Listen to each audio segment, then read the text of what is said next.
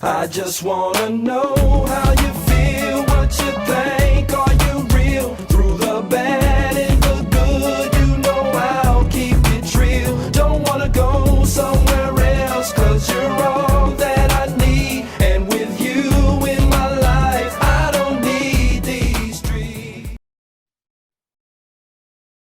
Welcome, you guys. This is the Kendell Doyle Show, season 3. I am very, very drained mentally. I'm recording this season in the middle of a full internship that I have to work 5 days out the week at, and then I'm a full-time student. I haven't graduated just yet. So I have a lot going on and I'm still trying to push this season. So I'm just very proud of myself because I'm gonna get this season out by any means necessary.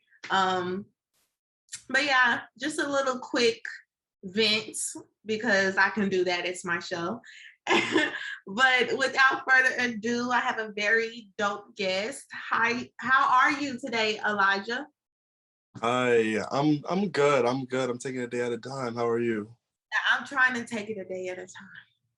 It's really, it's getting real, but you know how you prayed for stuff like you prayed to be in the position that you're in now, and it's now it's happening. So it's like you prayed to be here. So you. Oh yeah, I know the feeling. I know the feeling. That's how I'm feeling.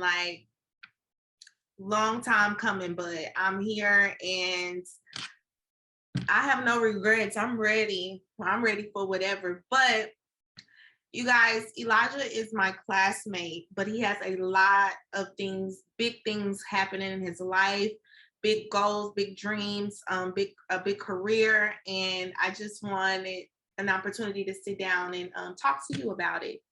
So, Elijah, can you tell us about your acting career as a child, in your childhood? What did you experience growing up?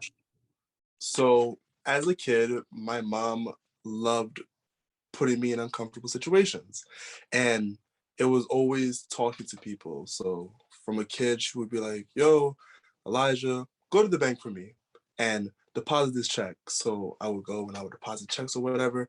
But slowly, I could say 6, 5. Do that. I mean, she told me it's to break the ice. So I was like, okay, whatever. Okay. So I did that. And slowly I became comfortable around people. I was able to express myself. I was able to be entertaining. And I was always the class clown at school too. So slowly I used that towards theater. And at first I was hesitant. I was like, no, I don't want to do this. But slowly I loved it. And by the time I was 13, 14, I was already co-starring in plays at school or in theater departments. And by the time I was 16, I was like, you know what? I don't really want to do theater anymore. I'll do film. I'll do TV film. It's more fun. It's less stress compared to theater. Because theater is one take. Yeah, theater is one take.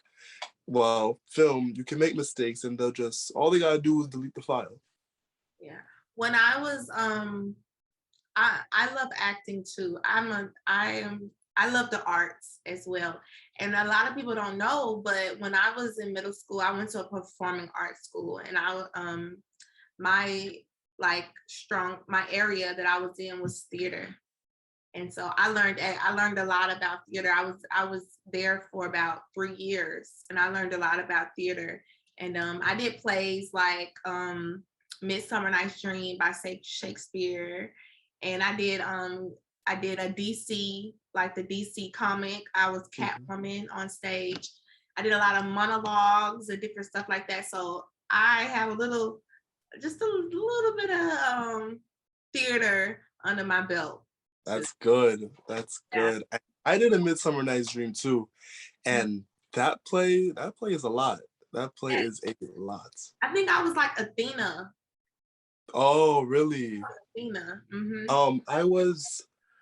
Who was I? Was it Lysander? Yeah, I think so. Yeah, Lysander. I was Athena. So when you mentioned films, you moved over to the film industry. What explain that experience? Like give us details about that. Like what did you what roles did you play in, or what movies did you were a part of when you moved over to the film industry? Well, initially the process was a lot. Before jumping straight to camera, I have to basically break myself down and then Yeah. relearn everything. Because theater acting is way different than film acting. Film acting, you could say, for example, like a YouTuber. Like a YouTuber is talking on camera, they're comfortable behind the camera, they know what they're doing. But a theater actor has to make sure that the person in row Z, seat 52 is able to hear. So I had to learn how to control my voice and use it perfectly for the boom mic, and also know how to have a good relationship with the camera. But that took time, and I mean, it worked. Now I do work for bigger shows. So let's say like Power or Billions or Hit and Run. All these shows are on big services. So let's say Stars and I said Power, Hit and Run. Yeah, Stars, Netflix, and Showtime respectively. Wow. Tell me, because I love Power. So you gotta give, and I know my audience, my I wouldn't say fans, my viewers, I know that they love Power too. And so I would love to hear about what life is like working on Power. Like which Power did you work for? The Power that I was on was book 3. Yeah, book 3, Raising Kanan. Wow. And I was on the first episode and the first scene of the show. Wow. So where they were in, was it the 70s? I think it was 70s, 80s, around there. That's where I was. When Kanan was getting jumped, I was able to meet the youngest cast member who was playing Kanan. I was able to have conversations with Patina Miller, and overall the cast was very, very, very, very fun. I got to meet. I'm sorry. Keep going. I think I also met Eddie Wong on set. Wow. Eddie Wong was on set, and nobody really knew who he was at the time, but he was a Queens native, and everybody that was from Queens was like, oh, yo, that's Eddie Wong, that's Eddie Wong. And I was sitting there like, wait a minute, Eddie Wong, who is that? But by the time Boogie came out, that's when I realized who it was, and I saw him on screen. I was like, oh, he directed me. So it was really cool seeing it come full circle. Right. And when you mentioned you were in the opening scene, so you were in the part, like, if I can remember, when they were on the court and they were like bullying him. Yeah. And so you were, what was your role? What were you doing? So for that role, I was not featured, but I was in background. So I'm going to be out of focus, but I can see what I was wearing. And obviously, like, you know, being background is something for that. Yeah. But it's more so the relationships that were built. And I could say that one I had the most fun in compared to the others.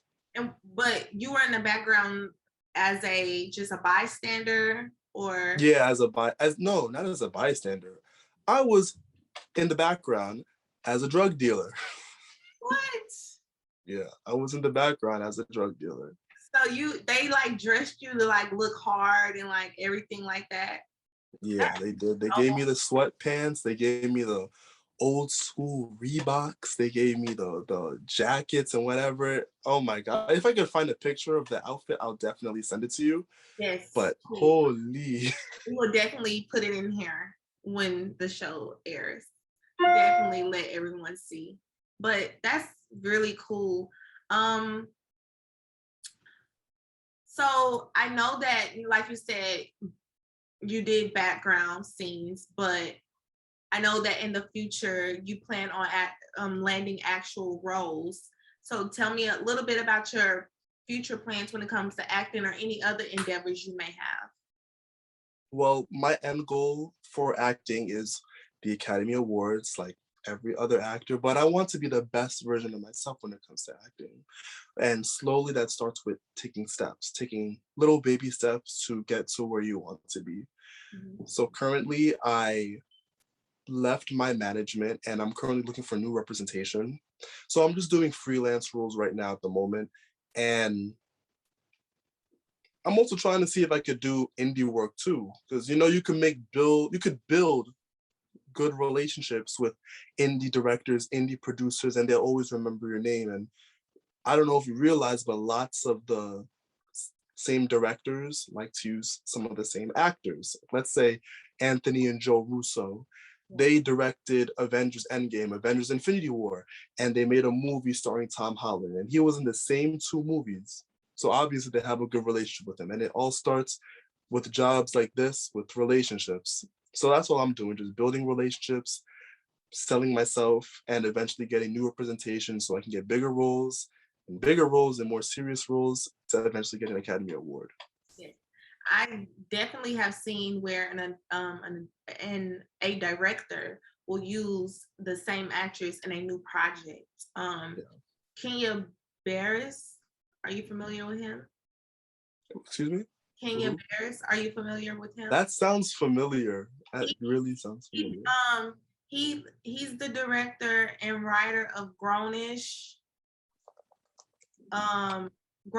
Blackish. Oh yeah. Yeah. I'm looking at it right now. Yeah. Black SF, all of that. And I would see a lot of his works, I would see the same actors pop up, and he would just recycle. And even like Tyler Perry, that's really where I see it. Tyler Perry, I see the same. And he uses himself a lot too. Yes. So he's using himself.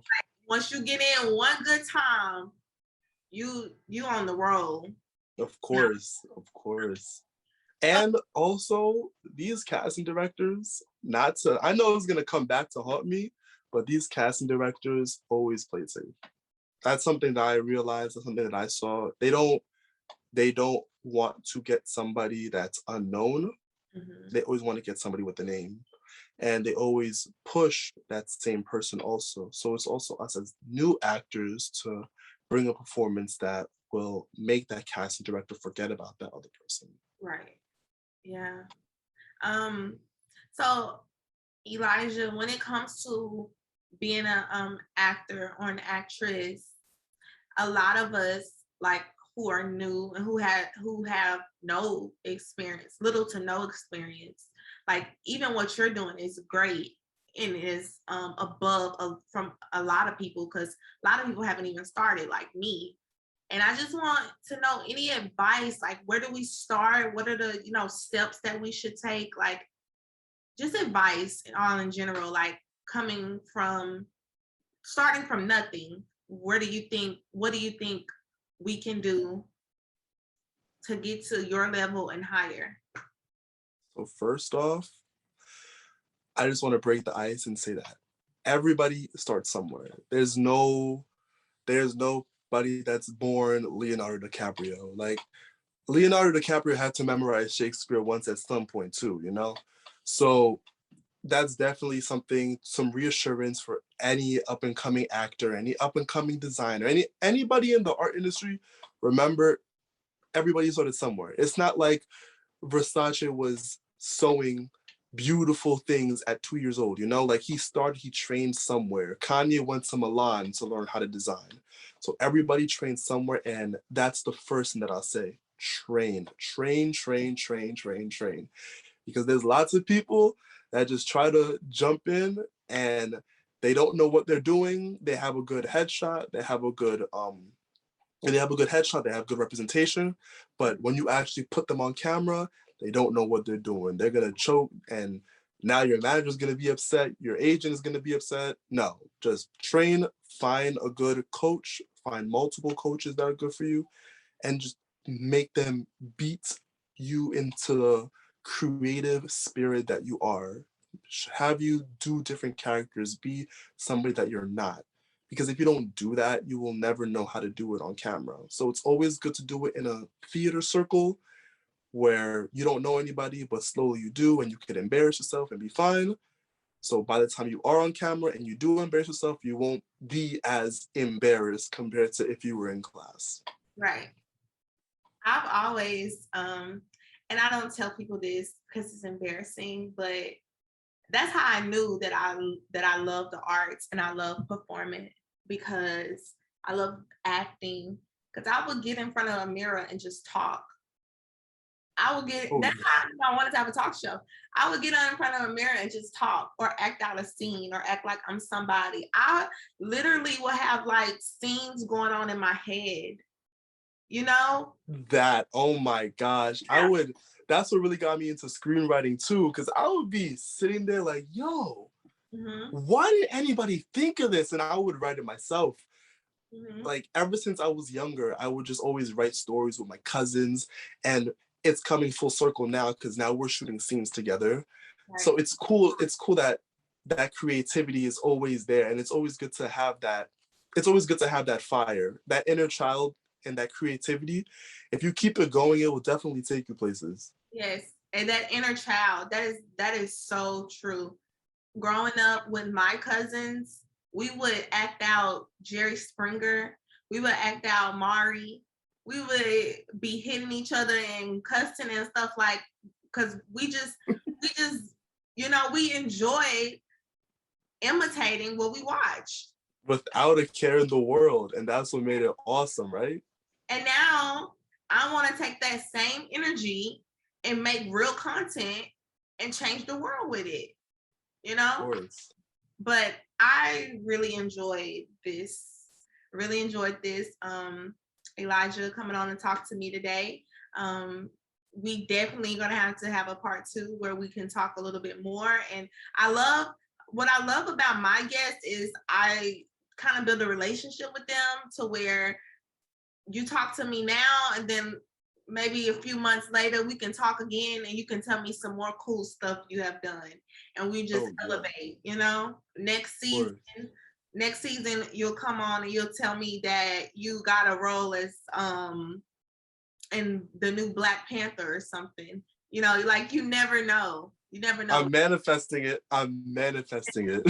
Definitely see you in that. I could definitely see you in that. You when we talked, you said what movie you say you can see me in or being? Was it Power? No. I think it wasn't Power. I said, I remember you were like, me? Yeah, oh my gosh. In something. I don't remember. But was it Orange is the New Black? I remember I said that. Yeah. You said I think I said that. I definitely think I said that. You can see me in Orange is the New Black, like as I could. But you know what? Like shows like that, you gotta be ready to like break yourself down. Like you will be broken down. And I would want to play the hardest character too. I would want to play like the one that fighting and everybody's scared of. I would want to play her. I would want to play. And it's always the nicest people playing the assholes. Yes, because everybody think I'm so like prissy and girly and stuff. They don't know like I have an inner hood girl in me. Like seriously. Oh my gosh. No, those roles, I'm telling you, they are fun. If there's any recommendation that I would say, is always go for the opposite. Like, if any kind of role, like I've had fun playing the asshole, and I'm not even a mean person at heart, but just having to find that energy and muster it up, it's fun, it's thrilling, it's definitely thrilling. And then I would think I love talking about acting because when it happens, God willing, is going to happen. When it happened, I'm gonna play those roles that you're gonna be like I've always been scared to play a crackhead, but I know that if I was given the opportunity, I would be the best crackhead there is. Well, like Kendrick in Power? I'll be Wanda on Holiday Heart. Like I'll be red hair crackhead. Like I'll be good. I'll be the Wanda on Snowfall. I'll be good. Like oh my gosh, Snowfall's another good one. I love that show. Snowfall. I could see myself on that too. I love Snowfall. But thank you for coming. We had thank you so much for having me. Great talk. I will definitely put your information on here so that everyone can follow your journey. And this is season 3. We will be back next week. Thank you.